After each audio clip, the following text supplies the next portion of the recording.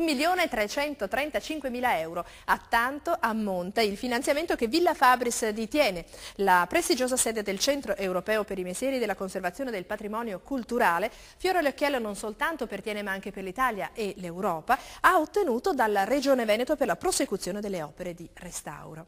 Grazie a questo contributo il complesso storico della villa sarà completamente ristrutturato entro il 2011. Sentiamo Antonio Benetti, presidente della Fondazione Villa Fabris e del Mandamento di Thiene, ed il sindaco della città, Maria Rita Busetti.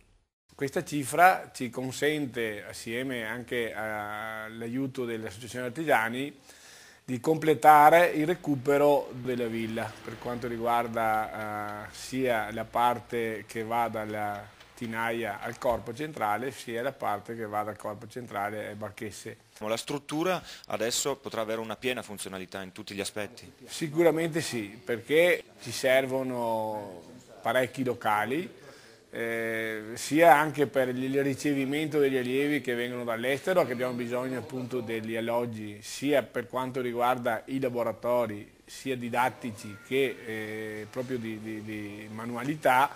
Abbiamo bisogno di più spazi perché abbiamo più tipologie di prodotti da trattare. Insomma, questo recupero sicuramente ci permette ad avere questa scuola come l'abbiamo pensata, come la pensavamo e come era anche la scuola a San Servo. Con questo grosso finanziamento la Regione Veneto ha dimostrato di credere in questa opera, in questa struttura. La grossa soddisfazione che abbiamo avuto è che la Regione ha creduto nel nostro progetto, cioè la Regione ha fatto questo finanziamento sicuramente per la scuola, perché io credo che se fossero stati i soldi da spendere così nei muri nudi e crudi forse ci pensavano un attimo, ma sapendo che questi soldi vengono spesi per realizzare dei locali, per completare dei locali per una scuola così di eccellenza, l'hanno fatto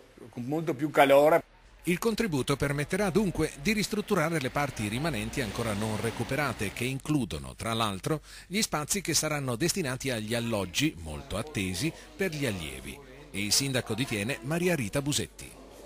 Sindaco, allora un cospicuo finanziamento per una scuola d'eccellenza. Certo, e su questo io devo ringraziare la Regione, in particolare il Presidente del Consiglio regionale Marino Finozzi, che ha avuto un occhio di riguardo anche sull'iter del nostro progetto che mi permetto di definire europeo, perché riteniamo che un'eccellenza simile sia difficile da trovare in Veneto. Una scuola internazionale, che era poi la scuola di San Servolo, e che permette di avere un occhio aperto sull'Europa culturale e da parte dell'Europa invece la consapevolezza di mantenere i vecchi sistemi artigianali artistici, cioè la vecchia scuola artistica artigianale che è tipica italiana tra l'altro. Per Thiene comunque è un biglietto da visita non da poco.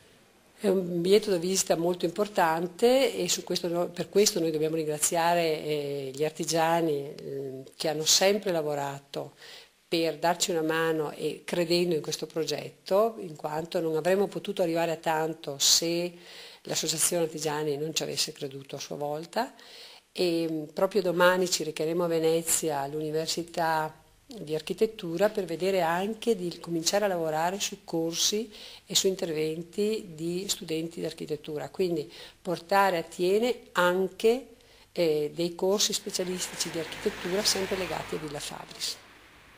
Artrosi, come interpretare